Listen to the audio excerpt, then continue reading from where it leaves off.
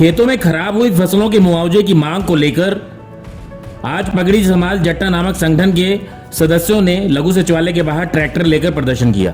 काफी संख्या में यहां किसान ट्रैक्टर के साथ पहुंचे और पक्का धरना लगा दिया। संगठन के सदस्यों का दावा है कि इसे अब टीकरी बॉर्डर बनाया जाएगा। जब तक किसानों का मुआवजा नहीं दिया जाएगा, यहां पर पक्का मोर्चा लगा रहेगा। आज सुबह पगड़ी संभाल जट्टा संगठन के सदस्य और अन्य किसान काफी संख्या में ट्रैक्टरों के साथ लघु सचिवालय पहुंचे। उन सब की एक ही मांग थी कि 2020, 21 और 22 के मुआवजे किसानों को दिए जाएं। खेतों में खराब हुई फसलों के मुआवजे अब तक नहीं दिए गए हैं। उनका कहना है कि 2020 के मुआवजा तहसीलदार और डीआरओ के पास आ चुके हैं, लेकिन वो नहीं दे रहे हैं। किसानों को उसका भुगतान नहीं किया जा रहा है।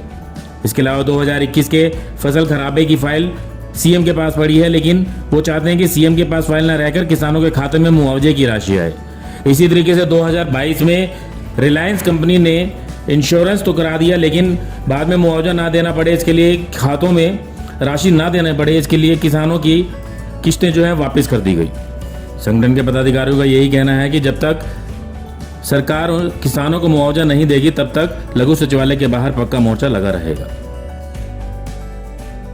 आज का प्रदर्शन सर 2020 का मुआवजा फसल खराबे का सरकार के द्वारा 400 करोड़ के करीब पास हुआ है, जो उनके अपने तहसीलदार और डीआरओ साहब के खाते में पड़ा है, वो बांट नहीं रहे हैं। 2022 का बीमा क्लेम जो रिलायंस कंपनी ने हमारे प्रीमियम काट ले हैं और क्लेम देने की भाग रही है कंपनियां, और सरसों की सरकारी खरीद शुरू करवाने जो इन्होंने टाइम से पहले बंद कर दिया है, उसको दोबारा से शुरू करवाने के लिए, और जो दिल्ली जंतर मंतर पर बेटियाँ बैठी हैं उनके न्याय के लिए लगातार किसान मुआवजे की मांग करते हैं, लेकिन मुआवजा भी कुछ भी सरकार ने शायद देखिए, सरकार जहाँ लोग धरना दे रहे हैं वहाँ तो बांट नहीं रहे हैं। कभी फतेहाबाद में कंपनियों ने बांट दिया है और इधर बयानी में शुरू कर दिया है, हिसार में बांटने का शुरू करें, हम क्यों सड़कों पे बैठे सर आके। तो फिर आज जो आपका जो प्रदर्शन है यहाँ से भी कितने ट्रैक्टर ट्राली लिया? सर हम तो अभी तक तो 50-60 ट्रैक्टर लेके सिर्फ ये 2-3 गाँव के आए हैं लोग जो नज़दीक वाले हैं।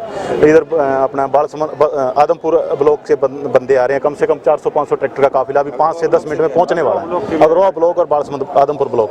तो फिर आज जो आप यहाँ पे इकट्ठा हुए, क्या किस प्रकार का पक्का मोर्चा लगाने के लिए हम आज आए हैं, और डीसी साहब को हमने पहले भी बोल दिया था हमारा 31 तारीख तक समाधान करो, नहीं तो 1 तारीख को हम पक्का मोर्चा, जब तक हमारा समाधान नहीं होगा हम पक्का मोर्चा लगा के बैठेंगे।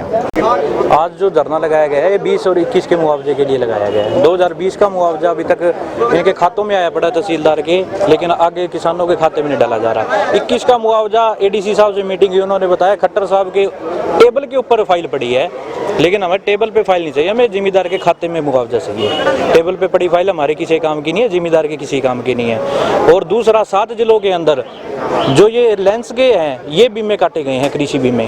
4 जिलों के अंदर बजाज के बीमे काटे गए हैं। बजाज कंपनी ने अपना सारा भुगतान कर दिया है, लेकिन रिलायंस इतनी तानाशाही हुई है, ये किसी एक जिले में भी देने को तैयार नहीं है।